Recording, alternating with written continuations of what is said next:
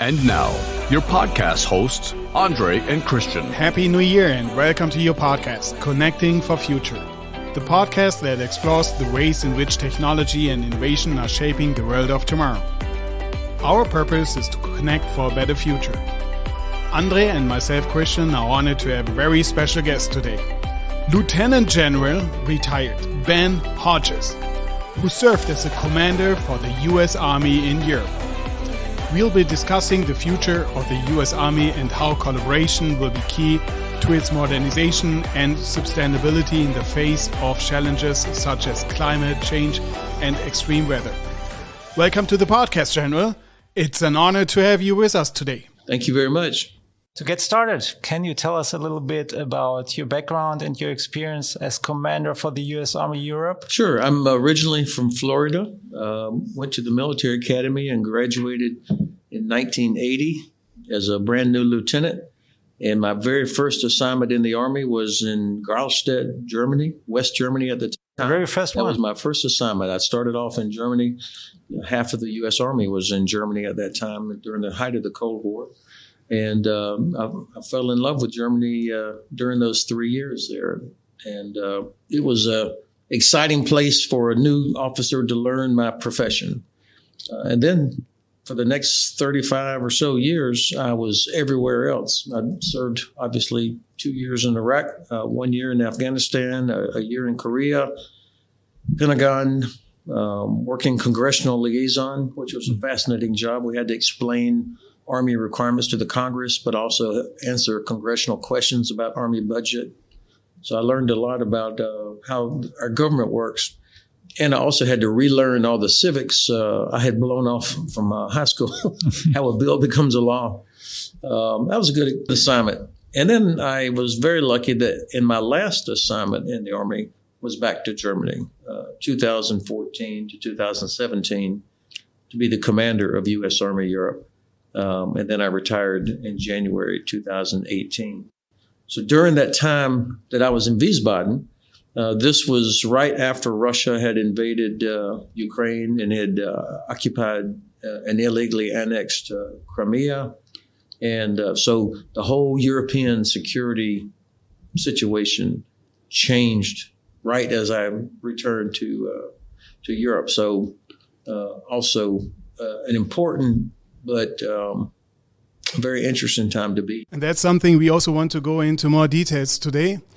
But before we do so, General, as my kids always ask me, I know nobody knows the future, but what would you say about like the conflict in the Ukraine? Do you see like this coming to an end soon? Because it's now already since 1 year. So it's important to keep in mind, yes, I do, by the way. And I believe that Ukraine is absolutely going to win, that they're going to regain control of all of their sovereign territory to include Crimea. If, and this is a big if the West sticks together, that we deliver everything that we said we're going to deliver, and that we keep sanctions in place. This is about so much more than Ukraine. This war in Ukraine actually started in 2014, not 11 months ago. Russia invaded because we, the West, did nothing after they invaded Georgia in 2008. They saw that we did nothing after they supported the Assad regime and its use of chemical weapons against their own people, which was a red line for a former American president. Right. And so they were pretty confident that we would not do anything once they went into Crimea. So, of course, it turned out that they were wrong. But because we had been so weak and not held them accountable for all of their violations of international law and treaties that they had signed, then we are here where we are now with a terrible conflict in Europe, which was probably unthinkable a few years ago. So if we do what we said we would do, then we actually could see Ukraine liberating Crimea even by the end of this summer. But we have to decide that this is important, that this is about more than just Ukraine.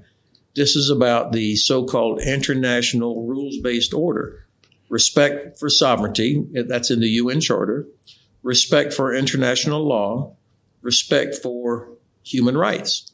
Right. If we really care about those things, from which we, the West, have benefited more than anybody, then we have to make sure that Russia is stopped. General, you retired, as you said, but you're still pretty active. That's what I read. So you're also a counselor for the Human Rights First. Can you tell us a little bit more about that? Sure. I retired 5 years ago, and but I was only 59 years old at the time, so I thought I still had something to offer. And so I first went to work for a think tank called CEPA, Center for European Policy Analysis, which has always been focused on the Black Sea, the Baltic Sea, Central and Eastern Europe. I really liked doing that. My priorities were always relationship between U.S. and Europe, U.S. and NATO, and U.S. and Germany, because Germany is such an important ally for the United States. I also became a senior mentor for NATO for logistics, which takes a few weeks out of the year. And then I do consulting for a few companies. I don't sell anything. I help them understand Europe, the EU, NATO, what the requirements are. This summer, I transitioned from the think tank to Human Rights First, where I am a senior advisor, partly because I was so worried about what was happening in my own country, the rise of extremism in the United States. You could feel infringement on voting rights. I could see, even though I was living here in Frankfurt, I could see that my own country had become more polarized than I had seen at any other time. So I thought I needed to get involved there as well. And of course, countering extremism is not just in the U.S. It's inspired by Russia, but because we're vulnerable, it's successful. And then finally, Human Rights First also has a program about accountability. That means holding the Russians accountable for the thousands of war crimes that they're committing right in front of us every day. General, in terms of the future of the military, sustainability is a big topic nowadays, also in companies. So what do you think are the key challenges to become more resilient and adaptable? Well, of course, when you talk about armored vehicles, ships, submarines, aircraft, all the different systems that we use that are necessary for our defense, these are not necessarily going to be gas efficient or carbon neutral. So, we have to be realistic about what we're doing. But there are so many practical reasons why the military is, in fact, moving towards a more sustainable approach. Number one, there's cost. If we can get off of reliance on large bulk fuel, for example, that helps with costs. But also from a security standpoint, when I was in Afghanistan in Regional Command South Kandahar, we depended on convoys every day coming through Pakistan, bringing fuel. 5,000 or 10,000 liter trucks bringing fuel. And so that was a huge risk. And so we worked hard to improve our ability to generate electricity from solar power. Obviously, that's not a big problem in Afghanistan if you have the infrastructure. So there was a practical reason for us to try and move towards other sources of energy. The military, of course, for all our nations is affected by climate change as well. The rising oceans, just a few or 2 or 3 inches, all of a sudden, Norfolk, Virginia, our biggest Navy base, has a real problem. So we're going to have to spend a lot of money to protect our biggest Navy base against the inevitable rise of the water level of the Atlantic Ocean. So we have an interest for practical reasons, for security reasons, for cost reasons, to do our part as well. Do you think leadership has acknowledged that? Yeah, I see it, or when I was still in the Army, I saw it all the time. I can remember getting a lecture from a former assistant secretary of the Army about our failure to do our part. Plastic bottles everywhere, these are small things, unless you're talking about hundreds of millions of people, then it's not a small thing. So the military has a responsibility to do its part as well. Can you give us some examples of types of collaboration and other partnerships where the Army is engaged in? Well, of course, in the what we call mission command systems, communications, computing, artificial intelligence, decision making. So we work with, I keep saying we, I'm retired, but the military, the Department of Defense, not just in the U.S., but in other countries as well, works closely with industry partners to help make sure we have the best possible communications networks. They have to be interoperable because none of us operates alone. You've got U.S., German, British, Polish, Croatian, Italian soldiers, Danish soldiers all working together. And so you've got to be able to share intelligence and information over networks that are still protected from cyber attacks by the Russians or other state-sponsored or individual agents that are trying to hack into systems. So that's the key, is getting the authorities right as well as the technology right, the policy about intelligence sharing, for example. So this is an area where there's a lot of work being done, but also looking for lightweight material. You know, the tanks that are in the news so much right now, the American Abrams tank, the German Leopard, the British Challenger. I mean, these are 65 to 75 ton vehicles. And that you can imagine that not every place in Europe, for example, has bridges that can sustain that kind of weight, especially if you're talking about multiple times. So finding lightweight materials to reduce the weight of armored vehicles. Also, a lot more work is being done on robotics because we want to reduce the number of soldiers who are exposed to danger. And also, if you can have a vehicle that has a robotic turret, for example, you don't have to have a soldier up in the turret, then you can knock off 10 or 15 tons of steel required to protect that too. So robotics, I think, are playing an important part. And then finally, I would say in a related vein, unmanned systems, aerial as well as maritime drones. Maritime drones in particular, we're all accustomed to seeing unmanned aerial systems. That's almost normal. You can buy those at the store.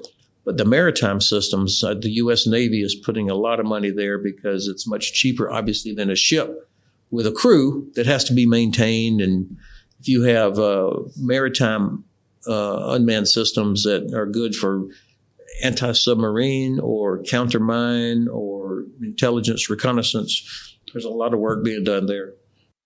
Yeah, a lot of that you talked about now, the technology is also used in private companies, right? Drones, for example, we see a big uptake in drones being used for inspecting stuff, not using people, but using technology, using artificial intelligence to understand what's on the picture. Is there an anomaly? Is there something wrong? So I think there's a big parallel between technology being used in the military and also in companies. So and I also think that challenges we all face are so big that they can't be met by just one company or one country alone, and that partnerships will get stronger in the future. So when we talk about technology, what's your take on that? How important is it? And is there a limit to technology? For example, in artificial intelligence, people tend to discuss about there must be some kind of limitation. I think there is zero limitation to technology. I mean, there is no boundary on human imagination, and when you have policies and environments, work environments that enable and encourage experimentation and testing, in terms of the technology itself, I don't think there's a limit. But that means that our governments have to incentivize this.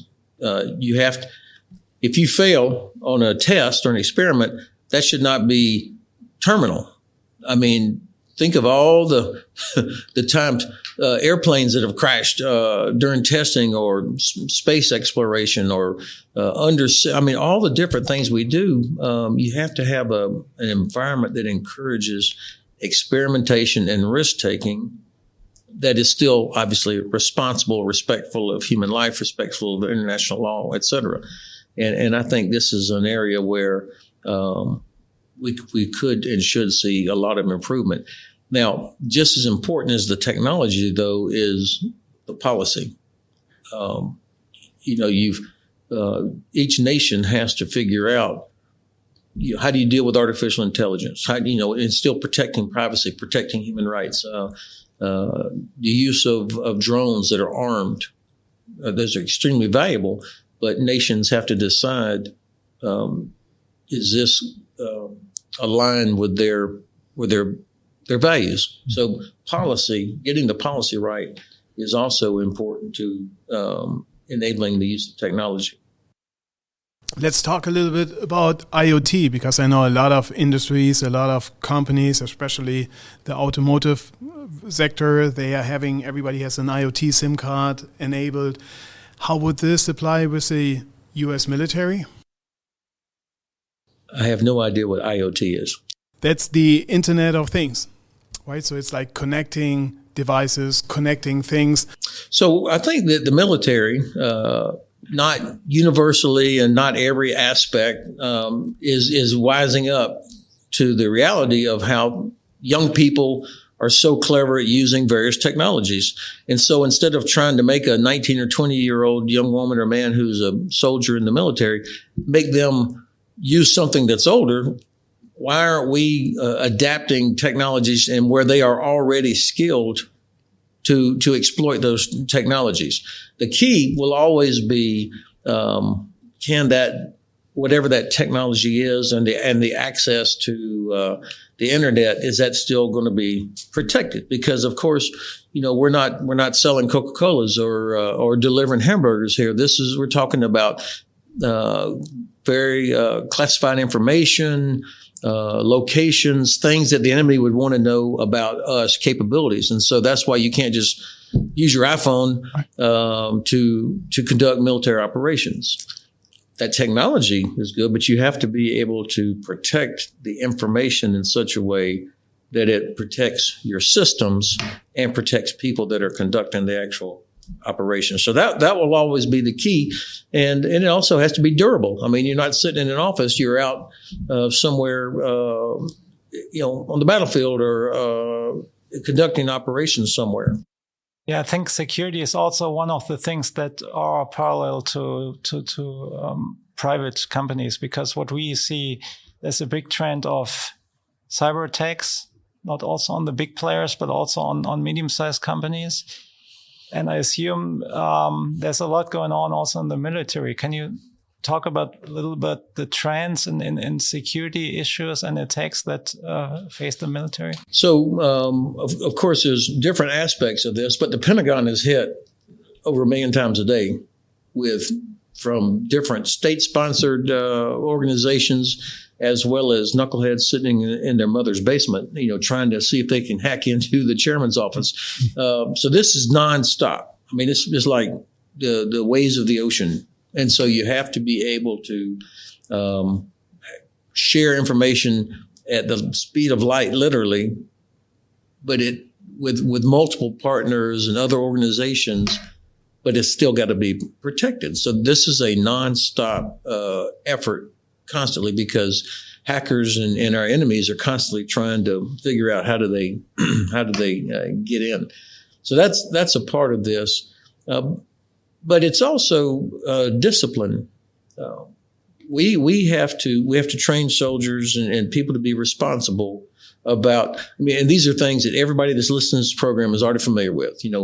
About use of your card, use of your information, who has access, not falling for every little phishing thing that comes along. So there is still, even in the year 2023, with all of the technology, there still is a basic requirement for individual responsibility, for discipline, for training, for supervision.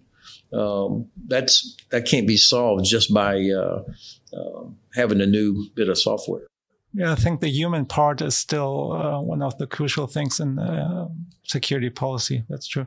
In fact, I would say it's the essential component. How do you see the role of Europe with the current conflict and within NATO?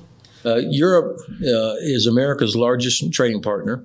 So American prosperity depends on European prosperity, and European prosperity depends on stability and security. So it's in America's interest that Europe is stable, secure. That doesn't mean we don't have huge debates over policy, over tax, or over trade, over whatever it is. But at the end of the day, our prosperity depends on European prosperity. And so that's why NATO is so important. That's why President Biden has made it a priority to repair relationships with the European Union. So Europe is our essential partner going well into the future. Of course, China is important. It's a huge threat down the road, but Europe is the essential part for us. From my perspective, Europe doesn't sometimes use its strength because there's lots of national interests going on. What's your view on that? Would it be better to have a stronger Europe with one opinion? Well, that'll never happen, and I'm not sure that's a good thing. It would be unnatural that everybody in Europe would have the same opinion. You don't get everybody in Washington D.C. doesn't have the same opinion. But I think the really wise people that helped form had the idea or a vision of a Europe that is unified in terms of values and desired outcomes. That's a good thing, and I think that. The values that European countries have, even if they don't always live up to them, is why people want to be in the European Union. Ukraine is the only place where people died with an EU flag in their hand. Because they saw how much better life could be if they were given the opportunity to live in a free, liberal, democratic society. Now, that's inconvenient for a lot of people, and it's hard. A democracy is not a ballet. It's a constant fight. You see in the United States, we've had some real challenges, not just January the 6th, but going back to our own Civil War, where hundreds of thousands of people were killed 170 years ago. So it is hard, but there's a reason that people will risk their life to get to it and want to be a part of that. And this is where I think Germany has got to quit hiding behind its history and step forward and use the moral authority that it has accumulated over the last 70 years and lead Europe. When we talk about new technology, it's also about risk-taking. Do you perceive any differences between the German and European way of doing it and the US way? So, yes, I do. And of course, companies have to be responsible when it comes to environment, to human rights, to considerations about their employees. But I listened to a CEO of a very large European business about a year ago.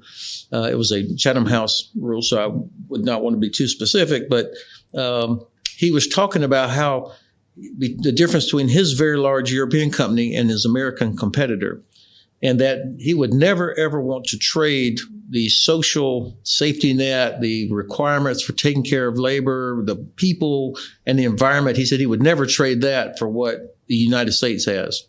However, he said that his American competitor operated in an environment that incentivized risk-taking, that they were not only assumed that they would fail, occasionally make mistakes, but they were incentivized to do that, to really reach the full potential of the technology, whereas he felt constrained by so many rules and regulations, and that almost the attitude was that if you make a mistake or fail, you get punished. Quick fire round. Football or soccer? American football, especially American college football, is my absolute favorite. I lived in Texas actually a couple of years back, decades back, and there always was this big battle around UT or Aggie. So I understand what you're talking about. Yeah, it's very emotional. Yeah. Obama or Trump? Well, President Trump was a disaster for our country. I've never in my life did I imagine an American president would question America's commitment to NATO, for example. And he trampled all over our Constitution. I'm not sure he ever actually read it. It was the way he turned people against each other and continues to do so is very frustrating. President Obama, I didn't vote for him. I didn't agree with all of his policies, but at least he was not a president that embarrassed us or challenged the Constitution the way Trump did. Rock and roll or country music? I like Train, Journey, Neil Diamond, Jimmy Buffett. I like that. Very good. So, and our last question today, General Hodges, you're a very inspiring leader. Do you have the one single advice for future leaders? What would that be from your perspective? You've got to understand geography. Look at a map and understand the implications for economies, for populations, for transport.